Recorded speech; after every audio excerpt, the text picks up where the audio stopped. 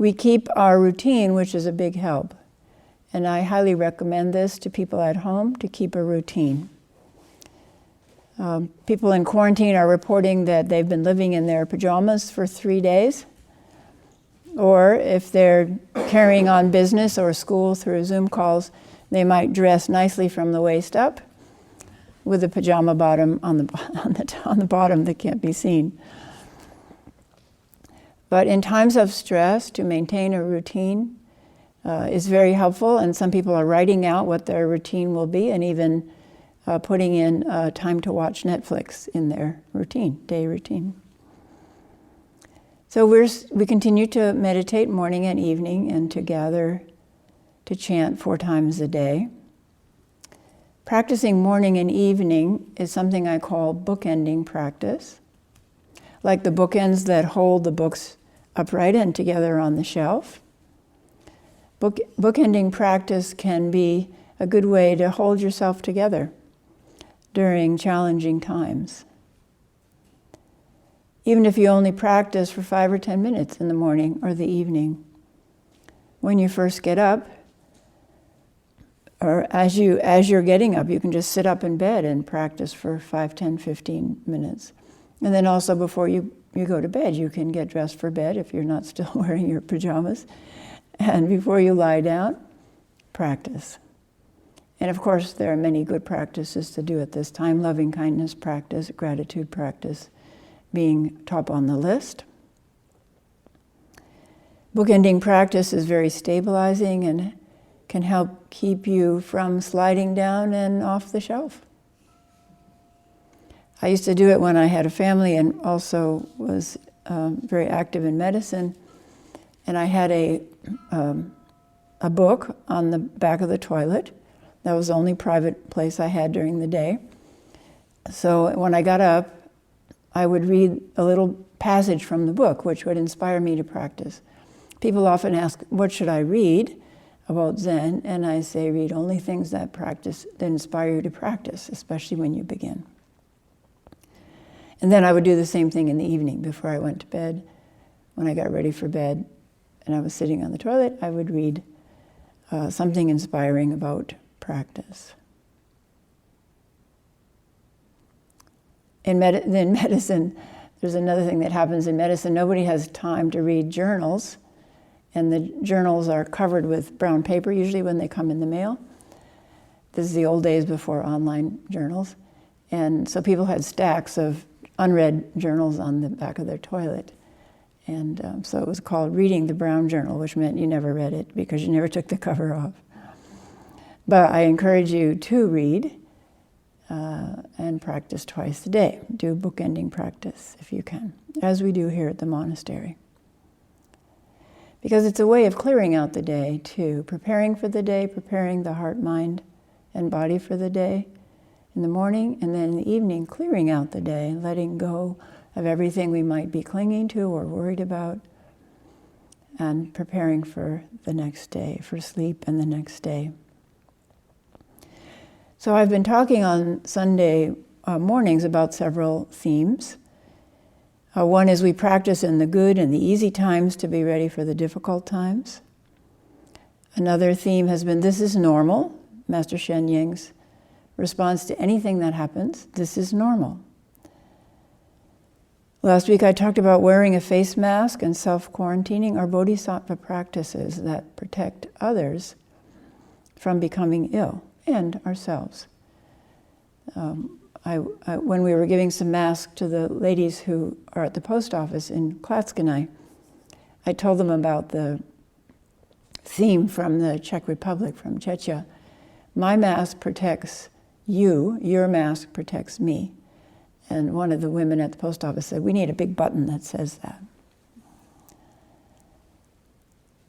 Also the theme that was given to us during World War II by President Roosevelt, the only thing we have to fear is fear itself.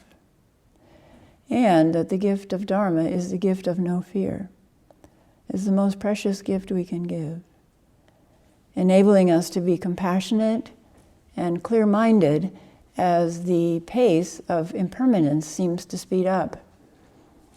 You know, each of us has our area of concern in this time of pandemic. My area of concern is not only the monastery, but because Hogan and I have 5 children and 8 grandchildren, caring for them too, connecting with them and seeing what their needs are, both psychological needs, financial needs, material needs. And also for me, healthcare providers who are really struggling right now. If you don't live in New York City, I suggest that and you don't live in Italy, I suggest that you look at least one video of healthcare providers in Italy and one video of healthcare providers in New York City.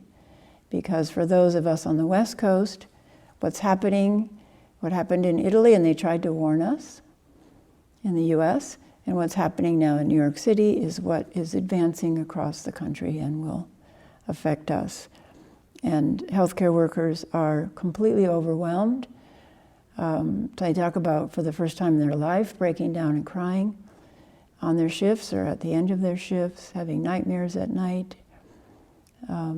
One Italian woman nurse says, everyone says, I have never encountered anything like this before in my life. And the kind of fear that arises in them. As one Italian nurse said, I'm used to caring for people and most of them recover. And now they're all dying.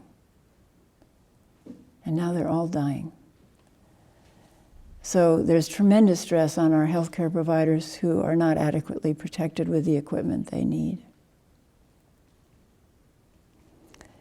So these are some of the themes. This is normal. But we weren't prepared for this. We weren't prepared for wearing a mask when we go outside, for washing our hands, for staying at home. All of these are bodhisattva acts. The only thing we have to fear is fear itself. And this is such a profound change in the world that the world will never be the same again. That's what a number of doctors are saying. This world, the world of medicine, will never be the same again. As it was not for survivors of World War I and World War II and other epidemics. Hogan and I had a good friend who was raised in England, a wonderful woman whose name was Joy, and she grew up, she said, in a world without men. Because World War I and World War II had wiped out most of the men. So there were a lot of old maids, she said. That was very, very common, that women who could not find a partner would live at home the rest of their life and care for their elderly parents. So a world without men, or a world without elderly people in Italy. Italy prepared us for the elderly are the most vulnerable, and especially those with pre-existing conditions.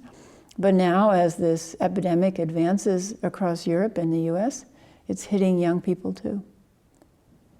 So things are constantly changing, and we have to stay with it, and the only way to stay with it is to keep our minds clear through practice. We have to detect narrow thinking and regressive acting and widen our view. We have to think big. We have to be generous. We have to stay curious. We have to practice loving kindness for ourselves and others. We have to keep asking Hogan's constant question, what have I learned today? We have to be prepared for death of people we love. We have to practice forbearance, knowing that this will be over, but we will be changed, hopefully for the better. We weren't prepared for this. This is normal, but somehow, especially those born after World War II, thought we could get through life without major problems. Most of us have lived in a world that promised freedom from childhood illnesses, thanks to vaccines. A life expectancy of at least 72 years. A comfortable home of our own. 2.5 children and a dog. Plenty to eat, good jobs. Just a few years ago, people were talking about, I have to find my ideal job. Now there are no jobs for so many people. And the expectation that we could find our soulmates. But what is happening now is normal. So, for example, quarantine. When I was in 5th grade, I saw houses with large paper signs pasted to the door by the public health department. The house was quarantined. People could not leave. And this was because of scarlet fever, which could cause fatal rheumatic heart disease at the time. But now we almost never see scarlet fever because we treat strep throat, which is the beginning of scarlet fever, with penicillin because we now have antibiotics.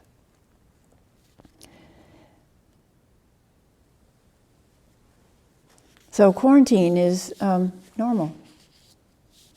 It seems abnormal to us, but it's been quite normal in the past. In fact, I found a book. We have a box of books that we're going to give away or sell at Powell's eventually. And I found a series of children's books that I think came from my father. They were first published in 1933 about children, a group of children who have adventures together. And in the first book I picked up, I looked at the chapter headings, and one was quarantine.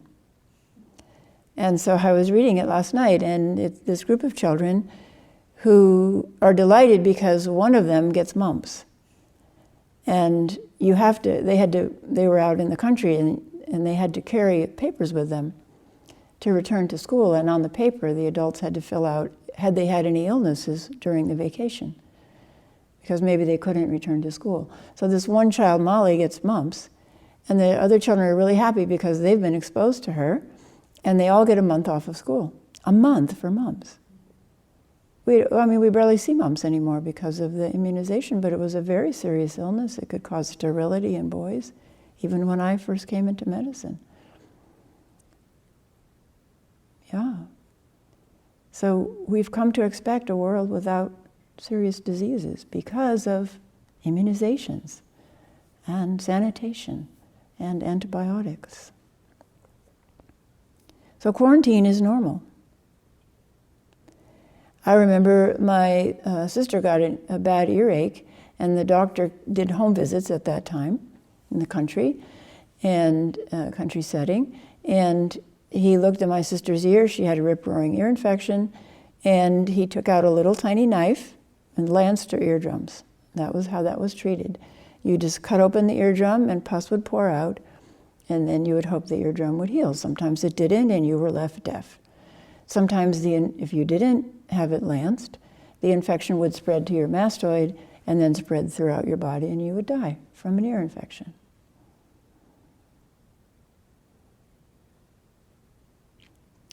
We don't have medicine to treat COVID-19. We have very few drugs to treat viruses. So in a way, we're back to what was normal when my sister was sick, or before World War II. And we have to be very careful not to throw a bunch of unproven medications at COVID patients, because there could be bad side effects, as has happened with antibiotics. Antibiotic resistance, and a lot of side effects from different antibiotics, including deafness and so on. So, we're in a hurry to get some medicine for COVID-19, but we can't be in such a big hurry that we cause more damage because we don't know what we're doing. Food shortages, rationing. My father had lived through the Depression. He was born in 1917.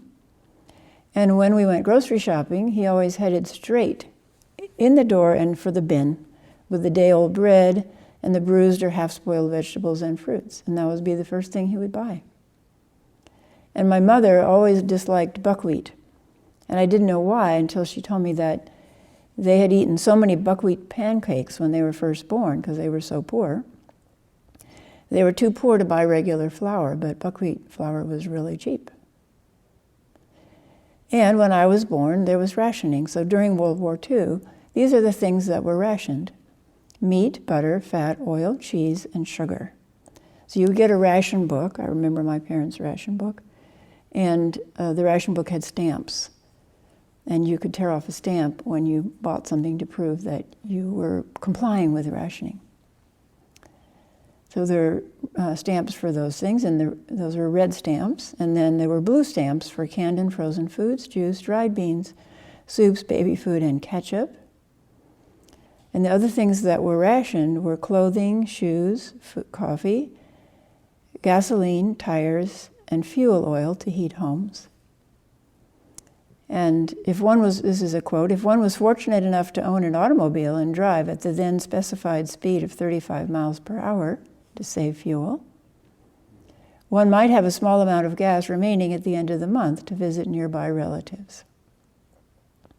So tires and fuel were, for the gas for the car, were rationed according to where you worked and how far you had to drive to work. Interestingly, recycling was born during World War II. So there was recycling of metal, paper, and rubber. There were scrap iron drives in all towns where people would collect whatever iron they had to be melted down and used for the war. And there's a poster of movie star Rita Hayworth, who was, glamorous, posed on her car, and there was a sign where the bumpers of the car used to be, and the sign said, "Please drive carefully, my bumpers are on the scrap heap." So she had taken the bumpers off of her car to recycle for the war effort. And then there were victory gardens, which I mentioned last week. By 1945, there were an estimated 20 million victory gardens, so people would till up whatever patch they had and grow vegetables, that produced approximately 40% of America's vegetables. 40% of America's vegetables were grown in people's backyards or on vacant lots. And interestingly, the government's persuasion of people to give up large amounts of red meats and fats resulted in more healthy eating. So people became healthier during this time of difficulty, which could happen to us, except the ones who get sick and have lasting consequences or die.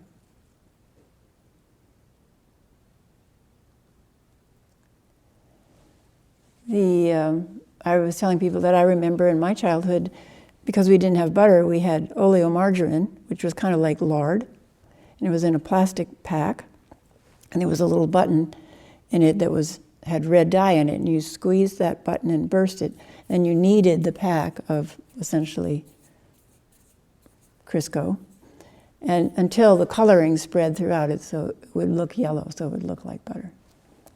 It did not taste like butter. So during rationing, there were black market racketeers, which we have now. Google just took down, I think, 12,900 sites of people who had stolen or hoarded supplies like masks and so on, and were selling them at 10 times the price or 100 times the price. So there are always people who will try to turn difficulty to their own advantage. And this is so interesting. There were food manufacturers during World War II who took advantage of the wartime shortages to flaunt their patriotism, which also meant profit for them. So that blue box of Kraft macaroni and cheese was invented at that time, and it became very popular as a substitute for meat and dairy products. 2 boxes required only 1 rationing coupon, so that was very cheap. So there were 80 million boxes sold in the last 2 years, in the year 2 years before the war ended. Cottage cheese also became very popular as a substitute for meat. So in 1930, there were 110 million pounds sold, and by the end of the war, 500 million pounds sold. And rationing actually didn't end until at least a year after the war ended. Because it's going to take time to go back to something that we could call normal. It's going to take time, and there's no point in rushing it, as some people are trying to do, who are getting stir crazy. Even some people in high places are trying to rush the end of this self-quarantine. As Bill Gates, who's now an expert on epidemiology and infectious diseases and vaccines because of the Bill and Melinda Gates Foundation that takes care of worldwide health. as Bill Gates said, yeah, okay, if we end early, we can go back to our favorite restaurant and just ignore the pile of bodies in the corner. And in Ecuador, there are literally piles of bodies on the streets. Because when somebody dies at home, people don't know what to do. They can't keep it in the house. So they're just putting them out on the sidewalks. And then hoping that the government or somebody will come and eventually pick them up. And in New York City, for those who don't know, the hospitals now have large refrigerated, gigantic trailers outside the hospitals because there's no room for the bodies in the hospital morgue. So the bodies are being put in these refrigerated trucks until they can figure out what to do with them.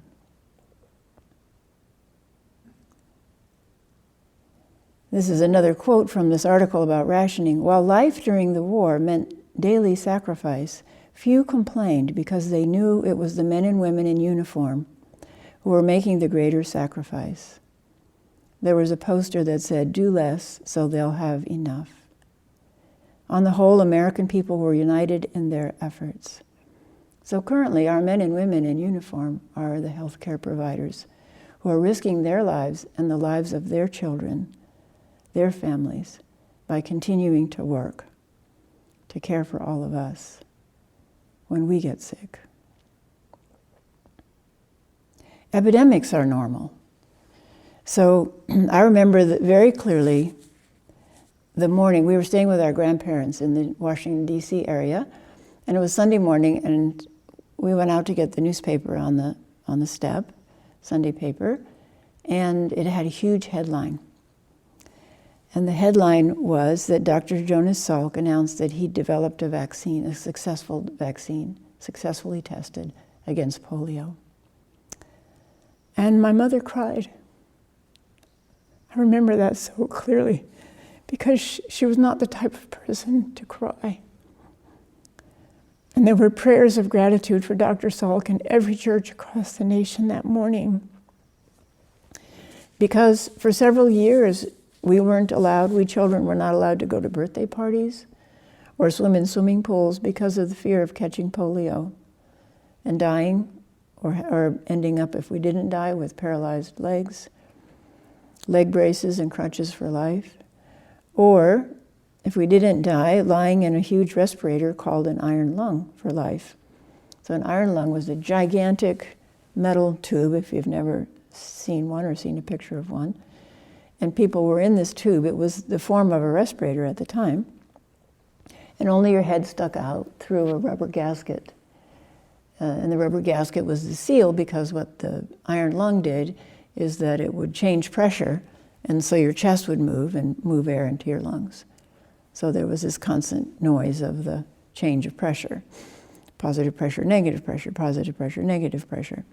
So you saw, if you were in an iron lung, which thousands of people were, you only saw the world through a little mirror. So you're lying on your back with a little mirror here above your head. And you could see people come in to your room in that mirror.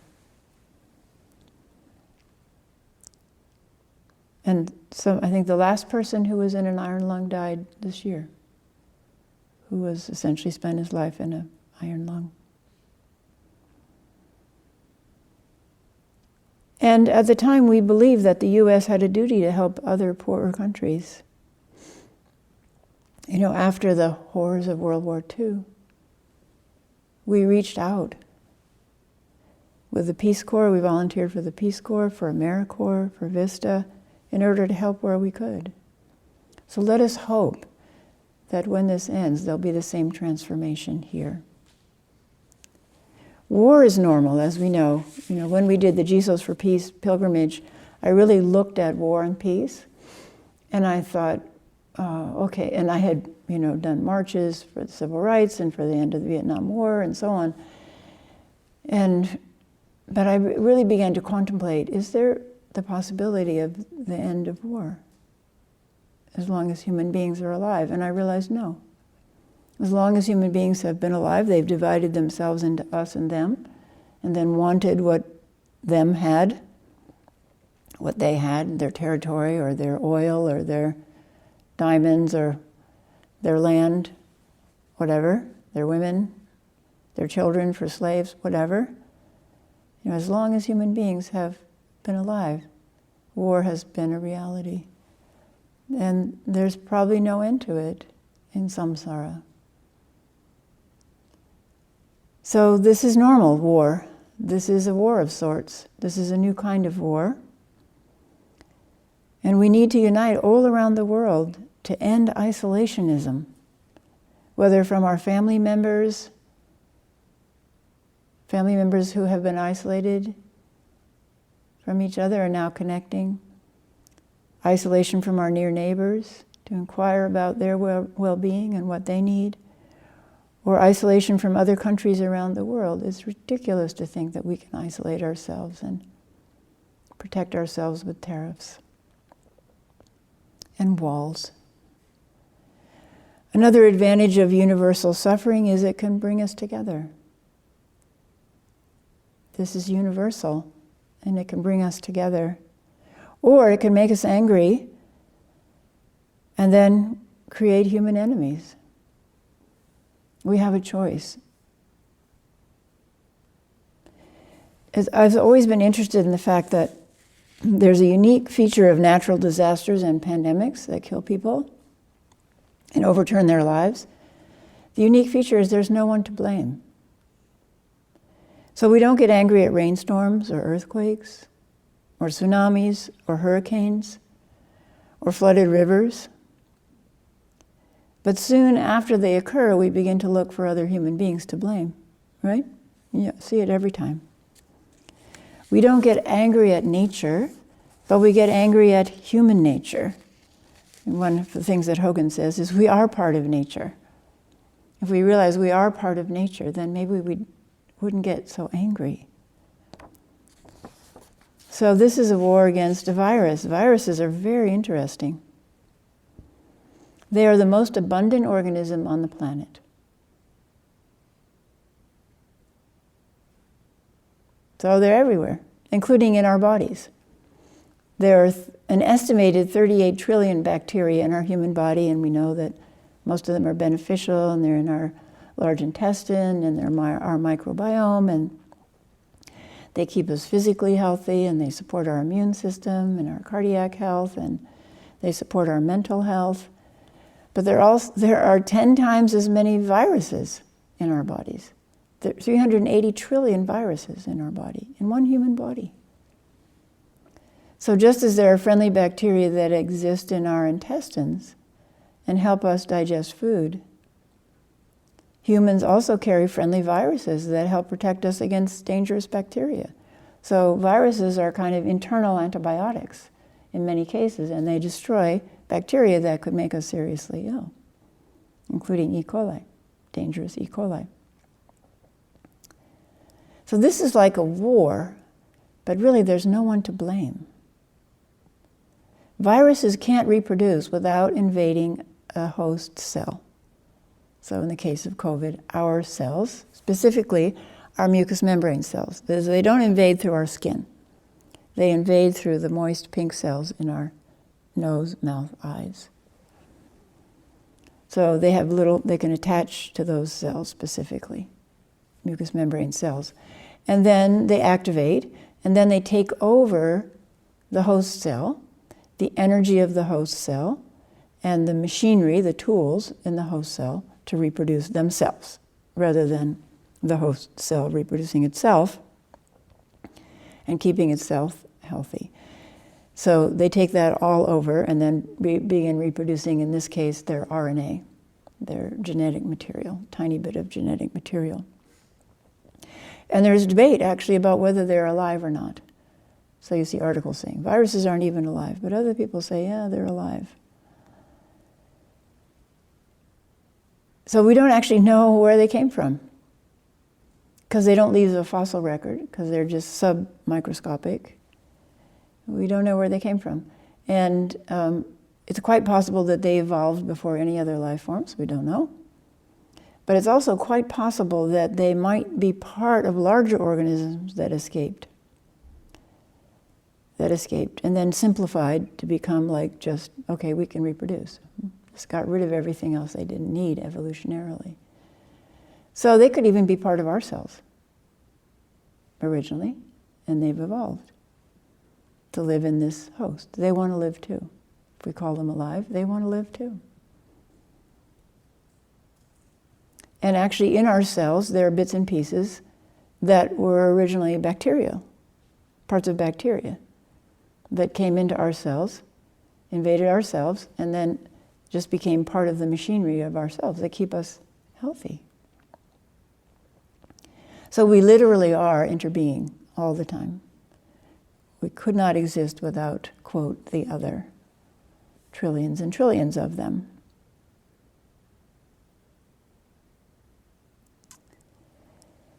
So when I was 13, my family went to Korea after the Korean War. And my father taught there. And it was part of the US AID program. So this was part of the program to help other countries recover from war. So we became generous after World War II in helping other countries that were suffering from the effects of war. So I worked in an orphanage with starving children, and the babies in that orphanage, because there were very few people to tend for them, had been left without caretakers in their cribs for so long that they didn't cry. And they were completely passive in your arms when you picked them up. So my sisters and I would carry them around to give them some human contact, because the workers couldn't do that. They could barely stick a bottle in their mouth, feed them. And my parents took in one baby at a time from that orphanage and raised it in our family setting, fattening them up and helping them to become social, able to laugh again, able to interact with human beings again, so they could be adopted by childless Korean couples. Most of the babies were girls. Boys were at high premium because Korean people wanted boys to inherit their wealth, their businesses, and so on. But girls were considered a liability to poor parents because they couldn't afford a dowry when that girl grew up and got married. So the missionaries who ran the orphanage would go out every morning, early in the morning, to collect baby girls who had been left on the trash heaps. And that's where most of the kids came from, the babies came from in that orphanage. So that's not so long ago. This is normal, that children are being abandoned and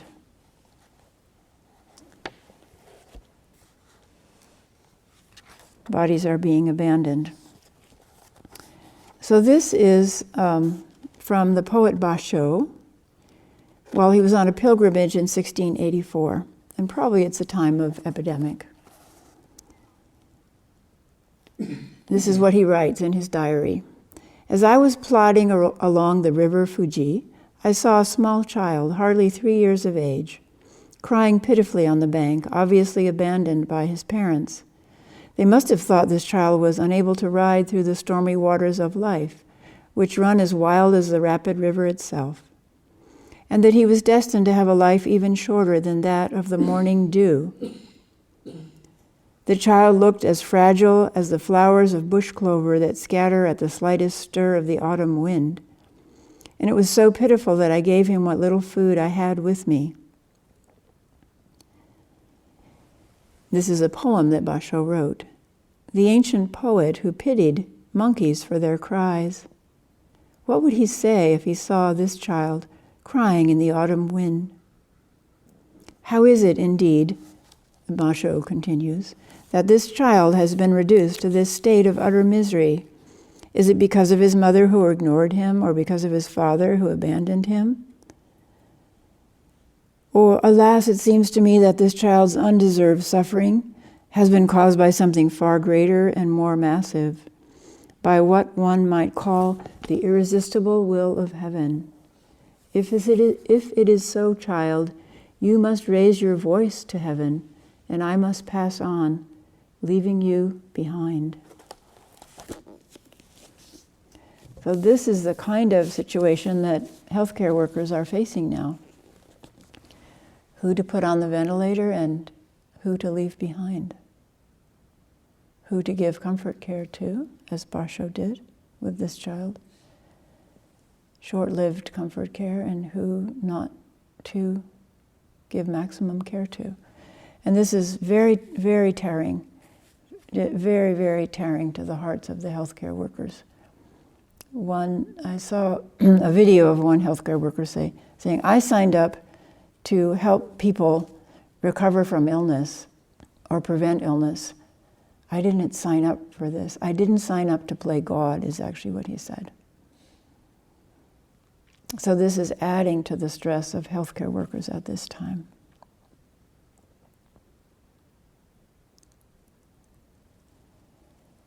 We have to keep a broad adult view at this time. When human beings are under stress, we often regress to an earlier level of development, like an angry 2-year-old or a resistant teenager. That's very common.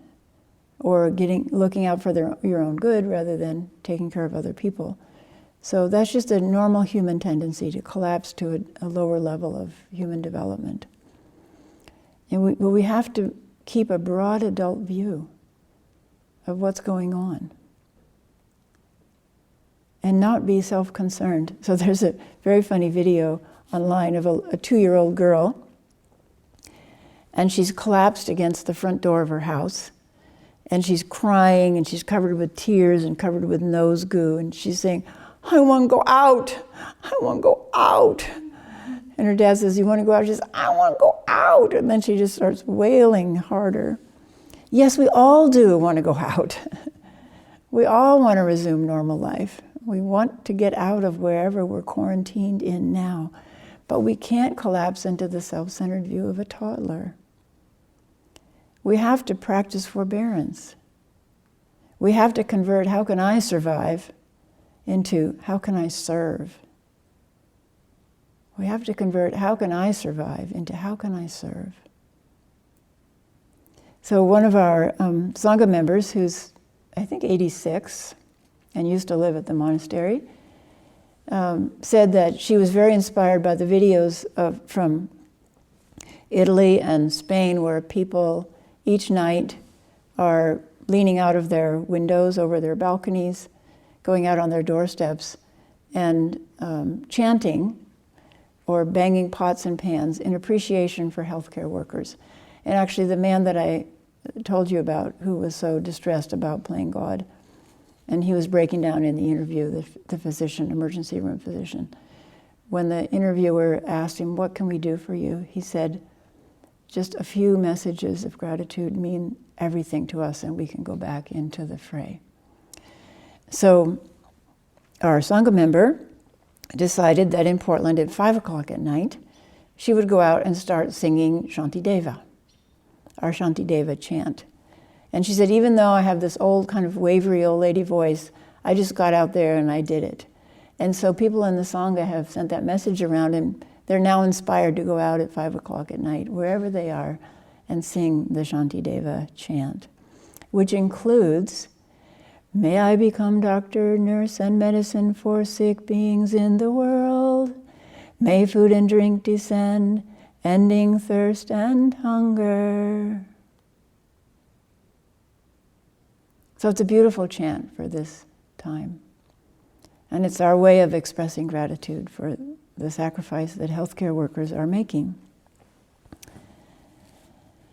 One of our daughters is now, was sent home from the hospital with suspected COVID and is in quarantine.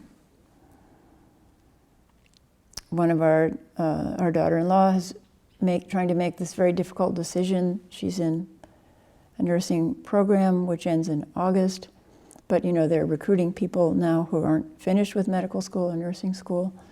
But the director of her educational program said, please don't work in the hospitals, which she's been doing to earn money to support her family.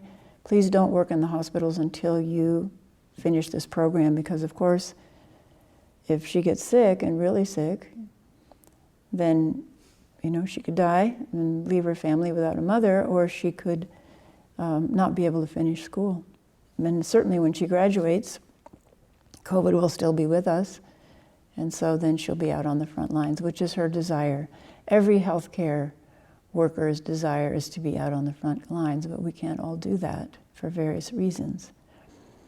I read that over 12,700 healthcare workers volunteered to go into New York City to help out with the epidemic there. So we're learning that it was a myth, that it doesn't affect young people. And as one doctor said in the video, he said, "Tell that to the 29-year-old I intubated this week, or the 20-year-old who died on a respirator in my hospital this week." So how can we help? We can express gratitude. We can do gratitude practice and then sing the Shanti Deva chant to express our gratitude for the healthcare workers. Some people are just making signs and planting them, on the lawns of hospitals or nursing homes, expressing gratitude for people who go back into the fray day after day, night after night. We can plan a bigger garden to share with people, because there may be food shortages, we don't know. We can plant flowers to lift people's spirits. We can sing or bang pots to thank healthcare workers at night. We can make masks and share them. We can donate if we have elastic or if we have N95 masks in reserve. We can donate them to healthcare workers. One of my friends in Connecticut, and the pandemic in New York is advancing rapidly towards Connecticut. She and her partner are sewing masks, and she discovered that a woman just down the street from her is a young nurse with young children, and has to go back in every night and risk her life and the lives of her family. And the N95 masks, they're now trying to protect them because you can't discard them, you have to use them for days or weeks on end. So they're protecting them with cloth masks. So my friend in Connecticut made a cloth mask and took it several doors down and just left it on the front step for that nurse to use, to protect the N95 masks from contamination, from droplets or worse. So healthcare workers who can't go into the front line are doing things like volunteering for an advice line for people who are terrified, because the advice lines, you know how it is, you get a little, do I have a sore throat? Do I have a fever? And people are calling the advice line, so they're overwhelmed. So she's doing that. People are still working with different charities. I'm interested in this because I used to live in Africa. But the Maasai people in Africa are starving. And so they asked for donations of $9 to help the Maasai not starve, because they're the conservators of large wildlife refuges in Africa, which will collapse and be poached if the Maasai aren't there guarding them. Syrian refugees are in terrible shape.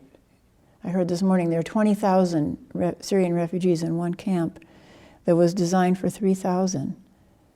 And so it's a Muslim charity, that I donated to, because there's ways we can help even with a few dollars. I am so proud of Oregon.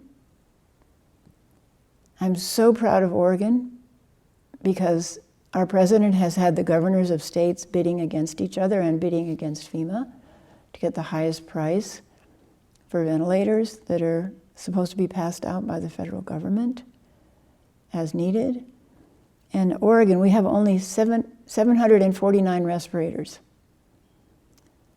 And our governor sent 140 of those to New York City yesterday, saying, we don't need them now, and you need them now, and we will support you however we can. And China got donations from the billionaires who founded the site Alibaba, which you may have encountered, sells a lot of stuff. And they bought 1,000 ventilators in China with those, and they're sending those to New York City. New York City is projected to need 30,000 ventilators. So, as the epidemic wanes there, they will send ventilators to us if we need more than, well, we now have 600 ventilators in Oregon, which we probably will.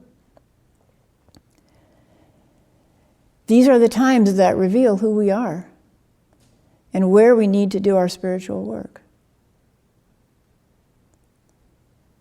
We can reflect on what did our parents teach us? I'm just so grateful for what my parents taught me by taking me abroad.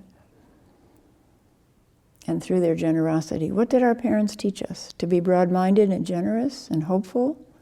Or to be self-centered and fearful? Where do we need to work? Where do we need to work on what we were given to improve it?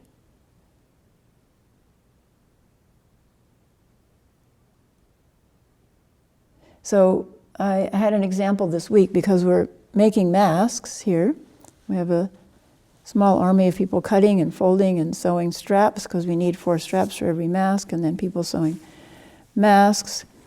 So I went into town and gave masks to our ladies at the post office, and then on an impulse I went over to the pharmacy and asked if they would like masks, and they snatched them up very quickly because they're caring for sick people all day long.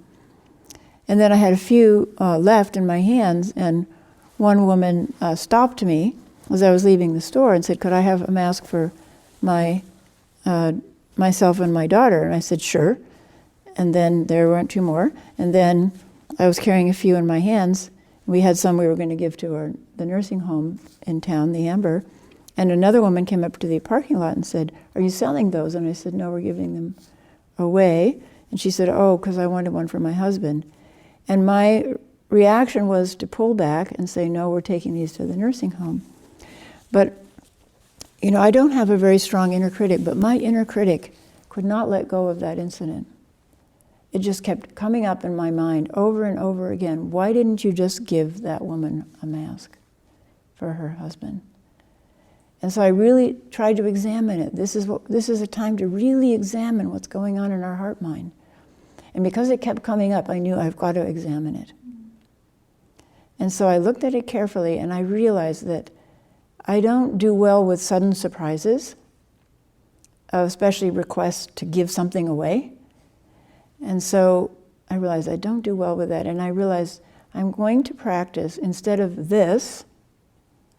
So instead of withdrawal, when there's a surprise or something's changing rapidly, I'm going to practice with here. To be curious, like I could have asked her, what's happening with your husband? Do you sew? I did tell her if you sew, you can find patterns online, but I didn't ask her, do you sew? And maybe she doesn't. And she does need a mask for her husband, and maybe he's immune compromised. I don't know, because my reaction was this instead of this. Instead of curiosity about what her predicament was, what her form of suffering was, and generosity. So this is the way I characterize this practice now for me. Detecting this and doing this. Curiosity and generosity. So I'm really practicing hard with that. And each of us has something to practice with. Or more than one thing to practice with, but one thing at a time, maybe. Could be anger. Any kind of reactivity. And reactivity is likely to come up in this time of self-quarantine. People are through the first week of, oh, this is really fun, to being cranky and irritable about the restriction and wanting to get out. Well, we can't get out yet.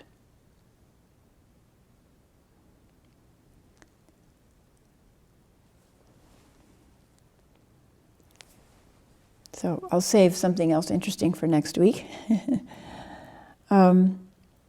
All around us now, the most wonderful thing is that spring is happening. Just inexorable, the seasons change. No matter what's happening to human beings, other organisms are flourishing. So how can we flourish? We can flourish by making masks. So we make a couple kinds of masks, and this mask I was a little concerned about because of the connotations of rainbows. And in Klatskanai, that might cause some problems. When we first came to the monastery, there was a public meeting where somebody challenged us and asked if we had a homosexual agenda. because they had read there was a gay and lesbian retreat up at another retreat center in Washington. And Hogan said very beautifully, because he was emceeing the meeting and he's better at those sudden surprises than I am. He said, oh, well, we, like, of course, all your churches, don't ask when someone comes in the door. We just welcome them. So I decided that on these masks, because there might be, I don't know, some reactivity to a rainbow theme, I wrote on the mask, after every storm, the sun comes out again, and rainbows appear. So and this is important because in Italy, which is in terrible shape still, terrible shape, like I think 800 deaths a day now. Spain, 1,000 deaths a day. What they've encouraged the children who are in quarantine to do is to make a banner with a rainbow on it and hang it out their balcony so everybody can see it. Excuse me. So they're actually, if you do have to go out for groceries, there are guides to the street you should walk down to see all the rainbow banners that the children have made and hung out. So I wanted to convert this into a rainbow banner, these masks. Because there will be an end, and we have to hold on to the fact that there will be an end and there will be profound changes which could be very positive. Hope sustains us for a positive end, even though there will be bodies piled up and people that we love will be gone. So we have to be prepared for death, which could be ours or could be those of the people we love. We have to make or update wills if we don't have them. Now the healthcare professionals in their 30s are making wills. Something you don't usually do until you're older and see death approaching. We have to sustain ourselves with spiritual practice. And I'm so glad that so many people are coming back to a Sangha, to practice with a Sangha at this time. Also, one of the things that hospice workers say is the saddest thing when somebody dies is if they die with regrets, with unfinished business. So please take an inventory of your heart-mind, and if there are things that need to be taken care of that would be regrets for you, this is the time to think about how to do that. So there are many things that we can do during this time to sustain us and sustain others who are working hard to keep us safe. So how about we end with the Shantideva chant? And this is on our website. You can find it on the website so you can chant with us. And chant at home or chant at 5 o'clock with everyone else in the ZCO Sangha. And maybe other Sanghas will like the chant and pick it up.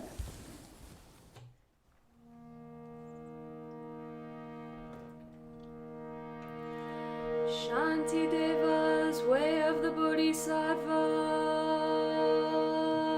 I rejoice in the virtue of all beings. To help attain the way, I offer any virtue that I have. May the pain of every living creature be completely cleared away. May I support the life of boundless, untold beings, just as does the earth, enduring as space itself. May I be a bridge, a boat and ship, for all to cross the water. May I become doctor, nurse, and medicine for sick beings in the world. May food and drink descend, ending thirst and hunger. May I be the nourishment they need until everyone is healed.